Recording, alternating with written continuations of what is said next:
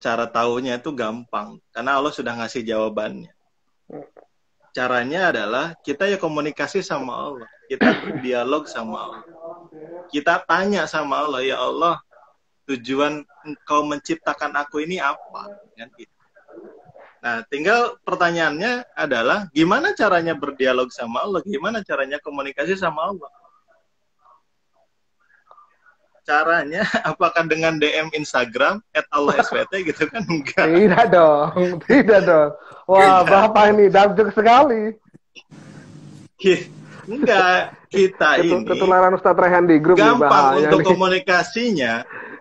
Kita komunikasinya adalah Allah telah menurunkan wahyunya, telah menurunkan firman-Nya kepada kita, yaitu berupa Al-Quran. Berarti simpelnya adalah kalau kita mau komunikasi dengan Allah, kita mau tahu tujuan penciptaan kita di bumi ini sebagai apa, ya cek aja Al-Quran. Di Al-Quran di sana disampaikan, ya Ad-Dzariyat 56, Ustaz Agam ya, kalau salah tolong dikoreksi. Wa ma khalaqtul jinna wal insa illa liya'budun gitu. Jadi tujuan penciptaan kita adalah untuk beribadah. Beribadah kepada siapa? Ya kepada Allah Subhanahu wa taala. Itu tujuannya. Nah, tinggal pertanyaannya ibadah yang seperti apa? Jangan sampai kita salah melangkah, salah berharap tadi, salah menghamba tadi, salah bersikap. Karena apa? Karena balik ke pertanyaan yang tadi 3 itu. Kalau disambungkan dengan pertanyaan ketiga, kita nanti setelah mati mau kemana? Otomatis ya akan kembali kepada Allah gitu lah. Ya. Kalau jawabannya. Nah, ketika kembali sama Allah itu, nanti kan kita akan membawa semua amalan kita untuk dipertanggungjawabkan. Nah, nanti kan ditanya tuh dihisab. Kamu selama di dunia sudah sesuai dengan tujuan penciptaanku apa enggak? Gitu. Kamu tuh disuruh ibadah kok malah menghamba sama makhluk. Harusnya di hatimu itu hanya ada nama Allah. Kok yang kamu tuliskan adalah nama si dia gitu. Masya Allah. Ya, jadi untuk mengetahuinya, kalau pertanyaan Kang Lukman tadi, ya tinggal komunikasi sama Allah, perbanyak belajar, perbanyak menuntut ilmu, baca Al-Quran, karena di situ sudah dijelaskan tujuan penciptaan manusia itu seperti apa. Kurang lebih seperti itu sih. Ini ada yang nanya dari tadi tentang masalah Hodi After Dark. Itu gimana Bang Lukman? Tadi udah dijelasin di awal ya. Insya Allah ya, antum. Ya udah. Emang nggak merhatiin nih orang ini nih. Bulan ini dikirim, tadi admin sudah bilang. Kita doakan semoga timnya sehat terus, karena kemarin sempat tutup. Karyawannya isoman, gantian. Tim kita mau tarik juga kasihan gitu. Akhirnya ya sudah, kita mau nggak mau nunggu antriannya mundur. Insya Allah bulan ini selesai. Kita lanjut kajiannya. Amin. Oke, dibuka sesi tanya jawab, silahkan. Saya mau lanjut dong tadi. Saya mau lanjut dikit yang tentang Bang. Saya lanjut sambil nunggu pertanyaannya. Tanyanya di kolom itu ya, di kolom Q&A itu ada kan? Jadi biar kita jelas nanti. Ya. Oke, siap. Jadi kalau katanya itu, bukan katanya, kalau kaidahnya itu, kalau kita pengen ngobrol sama Allah, kamu sholat. Tapi kalau kamu pengen Allah ngobrol sama kita, kamu baca Al-Quran. Gitu ya. Kalau bilang, kalau kamu pengen ngobrol sama Allah, ya kamu sholat. Kalau Allah pengen ngobrol sama kamu, kamu baca Al-Quran. Sebab itu kan perkataan Allah yang kemudian kalau kita baca ya sama kayak Allah ngobrol sama kita. Nah kemudian kalau kita paham, ternyata berapa kali saya sampaikan ini, kalau kita paham, kenapa kok iklan rokok itu di tengah malam? Nggak ada di siang-siang hari. Kenapa iklan rokok itu adanya di tengah malam doang, nggak ada di siang hari? Ternyata kalau kita paham, prime time terbaik daripada TV atau iklan itu ya di malam hari, karena lebih banyak jutaan pasang mata menyaksikan TV itu di malam hari, betul ya? Yeah. Dibandingkan betul, dengan orang-orang gabut yang tidak bisa tidur, yang mau tidur sampingnya cuma ada guling, nah nontonnya TV itu. Akhirnya sama akhirnya scroll-scroll. melampiaskan Kok jadi curhat? akhirnya melampiaskannya ke TV. Akhirnya di situ melampiaskannya ke TV, kebetulan nonton iklan rokok. Stres akhirnya orangnya itu merokok. Astagfirullah, Nah, naudzubillah. Nah, kalau kita paham loh kenapa ternyata iklan rokok itu malam-malam, karena lebih banyak orang yang menyaksikannya tuh di malam hari. Kemudian kalau kita paham juga kenapa kok sinyal internet itu lebih lancar di malam hari daripada siang hari, betul ya? ya betul sekali. Kenapa sinyal internet itu lebih kencang di malam hari dibandingkan siang hari? Kalau kita analogikan itu tentang dunia doang, itu perihal tentang iklan doang, itu perihal tentang sinyal doang. Kenapa kok di malam hari lebih kencang? Kalau kita masukkan ke dalam doa ya sama. Dibandingkan dengan siang hari ya bakal lebih cepat di malam hari. Sebagaimana iklan rokok, sebagaimana sinyal internet akan lebih kencang di malam hari. Nah kemudian kalau Insya Allah saya mau minum dikit boleh? Boleh dong, daripada Boleh. kesedek kan, kesedek Izin ya. atas. Wah.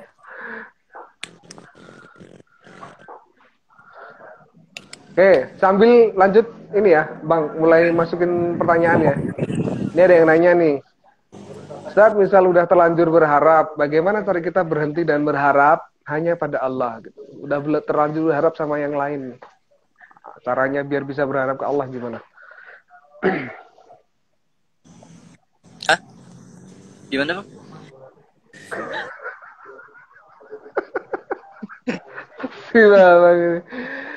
Bagaimana kalau kita sudah terlanjur berharap sama makhluk gitu ya, terus pengen ganti berharap ke Allah gitu. Caranya gimana?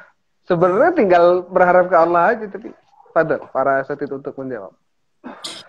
Itulah kadang-kadang manusia itu ketika dikasih tamparan nggak mempan, nunggu harus jatuh dulu baru dia sadar ya.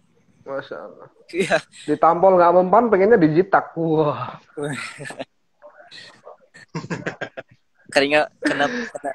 Kena peringatan nggak mempan, akhirnya disensor. Wah.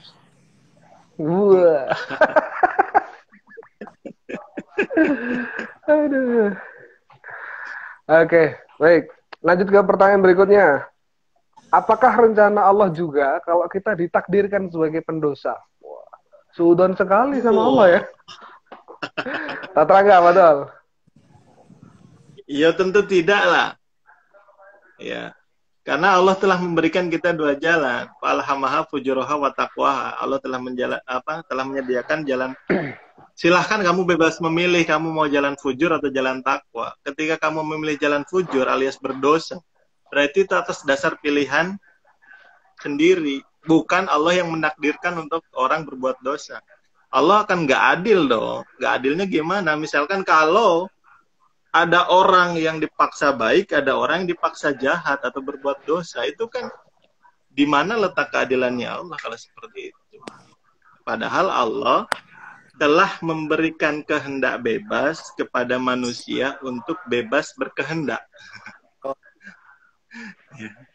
Jadi segala sesuatu perbuatan yang menjadi free will-nya dia atau pilihannya dia, itu nanti atas dasar kesadaran dia otomatis akan dihisab nanti. Jadi hati-hati ketika berbuat dosa, berbuat maksiat, ataupun berbuat taat, baik, berbuat amalan soleh gitu.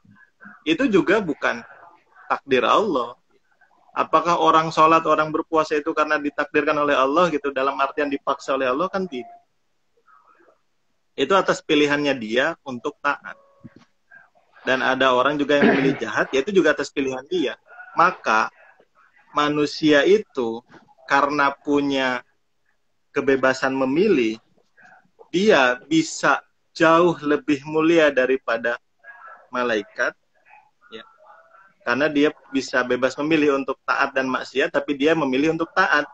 Maka dia bisa lebih mulia, bisa diangkat derajatnya oleh Allah, bahkan melebihi malaikat. Karena malaikat itu sedangkan diperintahkan hanya untuk taat saja. Manusia bukan diperintahkan, diberikan kebebasan memilih untuk taat atau maksiat. Tapi manusia juga bisa lebih hina daripada binatang gitu. Ulaika kal an'am bal hum adol. Mereka seperti binatang ternak atau bahkan lebih hina daripada. Karena apa? manusia punya akal, punya kebebasan untuk memilih, tapi dia malah milih maksiat gitu. Dan maksiatnya itu, kalau cuman ayam dikasih makan itu kan dia hanya makan untuk Dirinya sendiri. sekebutuhannya dia aja gitu. Ya, benar. Tapi kalau manusia dikasih emas 1 kilo, malah garuk 1 gunung gitu kan, 3 gunung aja kurang gitu kan. Benar. Nah itulah kenapa kok bisa lebih hina daripada binatang ternak. Sudah diberikan fitrahnya tadi untuk taat, sudah diberikan fitrahnya untuk kembali kepada Allah, dia malah memilih untuk menghindar dari fitrahnya gitu. Fitrahnya manusia itu ya apa aturannya manusia, misalkan untuk berpasangan ya silakan berpasangan dengan, atau misalkan bercumbu atau apa dengan seseorang yang sudah menjadi pasangan yang halal gitu. Benar. Tapi kok malah milih sama orang yang tidak halal, nah itu kan berarti lebih hina daripada binatang. Iya. Jadi ketika ada seorang pendosa ya bukan karena takdirnya Allah, naudzubillah min dzalik. Allah Kalau kita nyebut negara putus-putus tadi. oh, betul. Di saya putus-putus, di antum enggak? Iya, putus-putus dikit. Ulang. Ini nggak Coba putus. ulangi lagi, Tat. Dulu kalau kita Iya. kata Jerman pasti teringatnya dengan BJ. Kalau kita kata Jerman pasti teringatnya dengan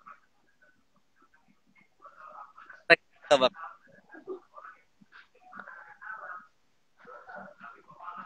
Enggak masuk suaranya, Pak.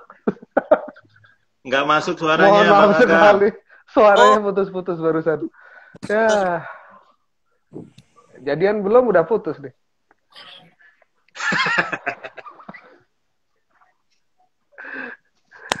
Lanjut. Oke.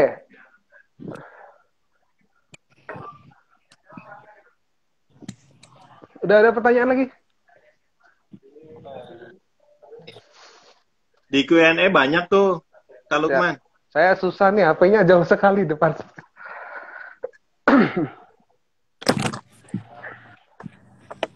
Oke.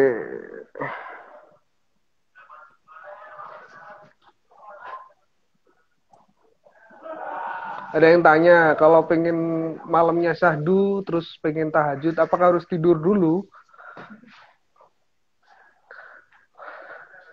Ada nggak? Ya, kalau syaratnya sholat tahajud ya tidur dulu. Beda dengan qiyamul lail pas taraweh. Masya Allah. Kalau sebelum tidur sholat, niatnya sholat lain, boleh nggak?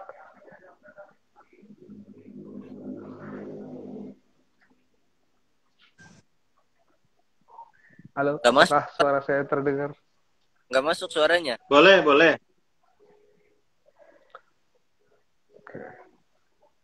Sholat lail doang kan, bukan sholat tahajud ya. Siap. Nanya lagi nih, perempuan yang bernyanyi itu apakah termasuk suaranya itu aurat? Waduh. Ini nyambung nih sama yang lagi rame nih. Santri-santri yang tutup telinga denger musik nih. Dan di komen sama smart people yang tidak terlalu smart.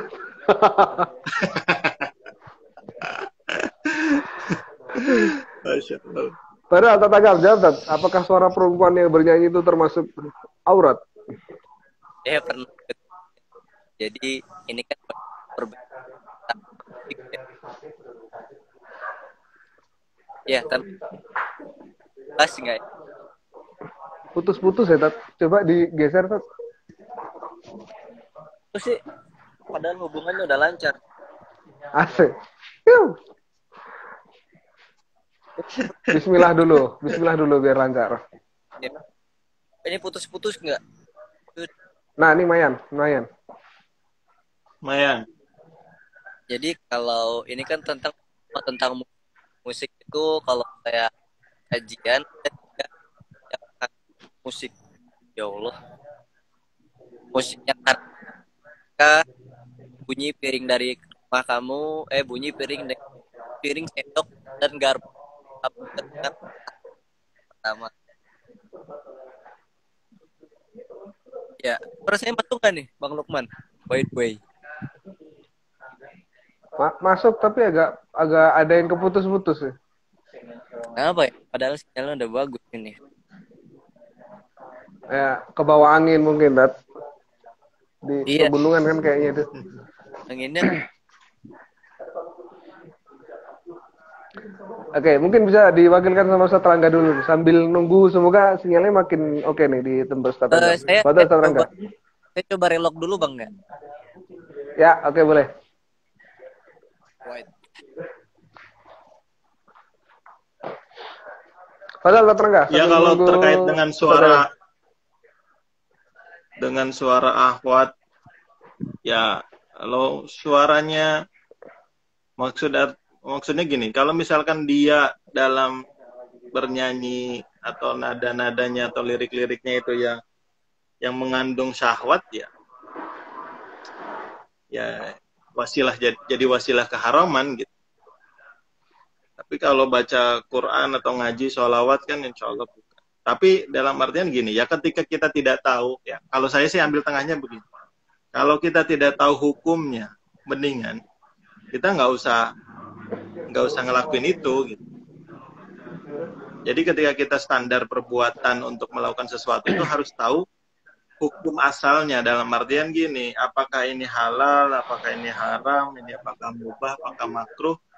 Nah itu tahu hukumnya itu, jadi enak kita melakukannya, dan ketika kita tahu dasarnya apa, insya Allah semuanya akan jadi pahala. Misalkan gini ya, saya mau berangkat ke kantor, misalnya ke tempat kerja atau ke kampus, ke sekolah, itu mau pakai motor, mau pakai sepeda, mau pakai mobil, itu hukumnya apa? Nah kalau kita tahu ternyata itu hukumnya mubah. Nah ketika kita tahu itu hukumnya mubah, oh berangkat ke sekolah pakai motor, itu dapat pahala. Tapi kalau kita main cus gitu aja berangkat ke sekolah gitu, mau pakai motor mau apa, kita nggak tahu, nggak sadar ini hukumnya apa, ya itu tidak jadi apa-apa.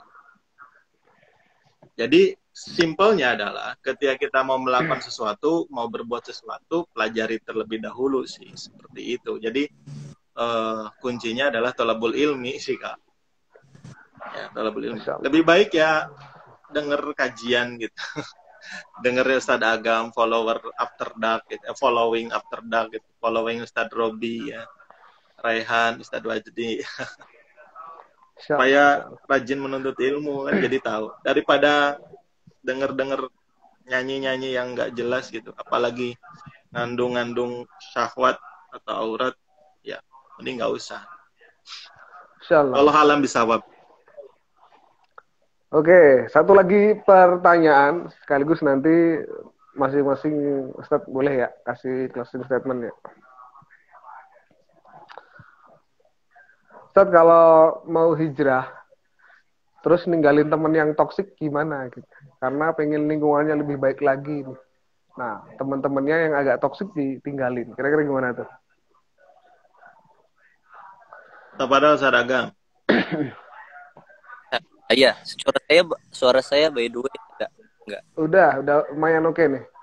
Jadi kalau misalkan insyaallah ya bismillah. Jadi kalau misalkan orang yang dia ngomong saya belum gitu. Yang jangan ditinggal itu kan, kalau dia itu sebenarnya masih bisa nerima sunnah tetapi hati imannya lagi rendah. Kalau bisa antum doain, antum tarik gitu. Tapi kalau udah ada lah orang yang ketika udah dikasih sunnah, tapi sunnah itu dia kayak remote kayak channel TV, kalau suka dia ambil, kalau nggak suka dia tinggalin. Nah itu baru yang manusia menolak ini ya, menolak sunnah, yang akhirnya menghambat pada goals dan keinginan kamu, boleh kamu tinggal gitu. Nah jadi kalau kita dalam posisi rumput hijau di antara rumput kering, itu ada dua kemungkinan. Satu bakal, yang kedua antum bakal mati juga, antum bakal kering juga gitu ya nih. Jadi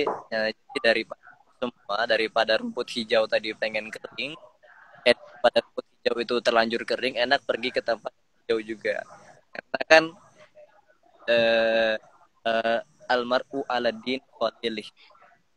Fal yang ahadukum mayyukhalil. Seseorang keimanan seseorang itu dihitung dari circle pertemanannya. Kalau dia teman, dia juga termasuk orang beriman. Kalau circle pertemanannya termasuk orang-orang yang berjudi, dia termasuk judi. Kalau dia termasuk circle pertemanannya orang-orang yang suka mabuk, dia juga termasuk orang yang mabuk. Inilah yang katanya itu fal yang punya manusia itu seperti sekawanan burung. Dia bakal dengan dia yang bakal sarang dia ya. Itu manusia. Nah, jadi kalau daripada itu semua, kalau mesti ada penghambat untuk melaju ke depan, bakal susah untuk bisa sampai kepada, maka kamu nggak bakal, bukankah Rasulullah akhirnya yang dengan lebih baik, yaitu Nabi Musa alaihissalam meninggalkan kota Irak, meninggalkan kota Madian. Nabi Musa itu meninggalkan kota Mesir ya, kemudian ganti. Bukankah ternyata Nabi Ibrahim meninggalkan kota Madian, akhirnya digantikan dengan kota. Ternyata kalau kita meninggalkan Allah, bakal kita yang baik. Jadi jangan takutlah kalau dapat, tapi yang dengan kita satu frame, kita bicara satu tujuan, karena Allah gak bakal menjadikan kita sendiri, Allah kayak Bang Pak Awak. Jadi gitu, jangan takut kalau antum pengen hijrah, Allah tuh bakal temukan dengan teman-teman yang berkuku semuanya kepada antum, insyaallah. Siap. Amin. Insyaallah. Baik. Karena sebenarnya waktunya masih setengah jam lagi, tapi karena beliau berdua ini, insya Allah setelah ini masih ada misi lagi di tempat yang lain. Boleh Ustaz Rangga satu closing statement sebelum kita tutup sharing session pada malam hari ini. Oke, terima kasih Kak Lukman, Masya Allah.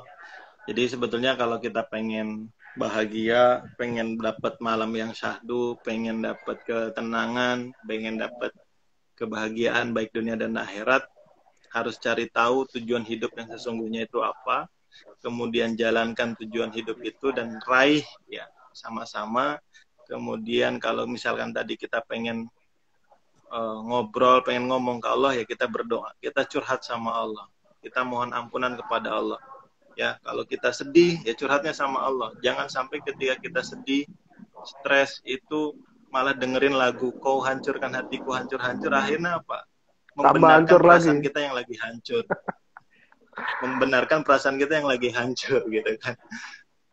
Tapi curhatlah sama Allah, minta ampunan ya. Minta ampunan kepada Allah Subhanahu wa taala supaya Allah mengampuni dosa-dosa kita. Robbi dzalamtu nafsi faghfirli, ya Allah, saya telah mendolimi diri saya sendiri, ampunilah dosa-dosa saya ya.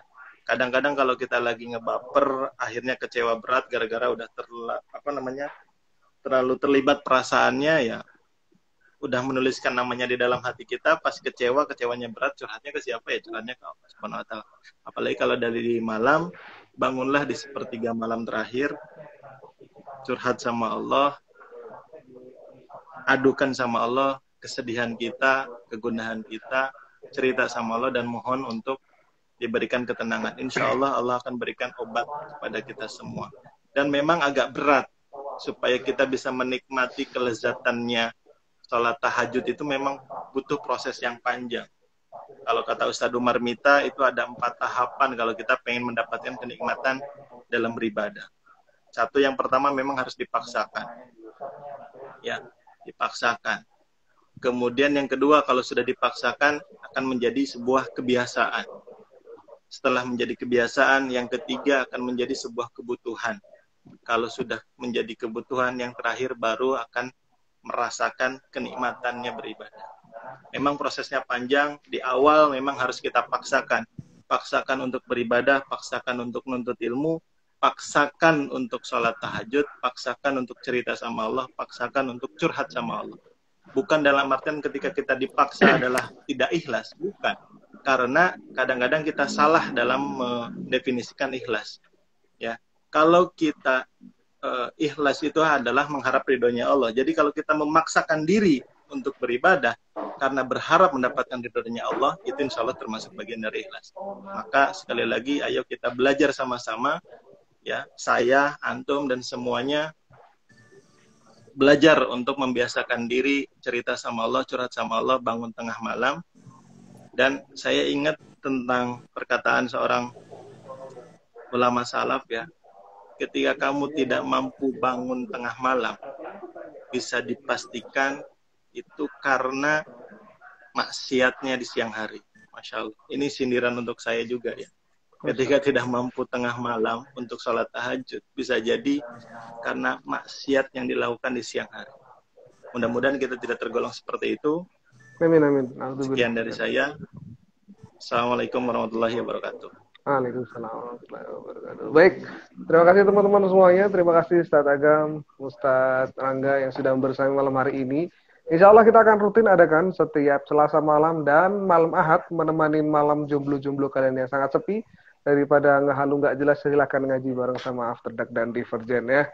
Kita lanjutkan di lain kesempatan. Infonya akan di post nanti di setiap Ustadz juga akan posting, kemudian di akun After Dark juga akan diposting. Apakah nanti kita akan lewat Instagram lagi? Kemungkinan tidak, kemungkinan akan lewat Zoom dan YouTube private. Tapi hanya sedikit orang saja yang bisa masuk ke Zoom kita karena terbatas supaya tidak meledak-ledak lagi. Hanya orang-orang tertentu akan dapat linknya. Gimana cara dapetin linknya? Pantengin terus Instagram After Dark. Terima kasih, sampai jumpa. Kita tutup dengan hamdalah dan doa kafaratul majlis. Alhamdulillahirabbil alamin. Subhanakallahumma wa bihamdika asyhadu an la ilaha illa anta astaghfiruka wa atubu. Siap, jazakallah Ustaz Raka, jazakallah Ustaz Agam, fi amanillah. Semoga selamat sampai tujuan dan lancar ngisinya lagi nanti. Besok pagi teleponan dari kemarin belum jadi nih. Oke, Assalamualaikum. Assalamualaikum warahmatullahi wabarakatuh.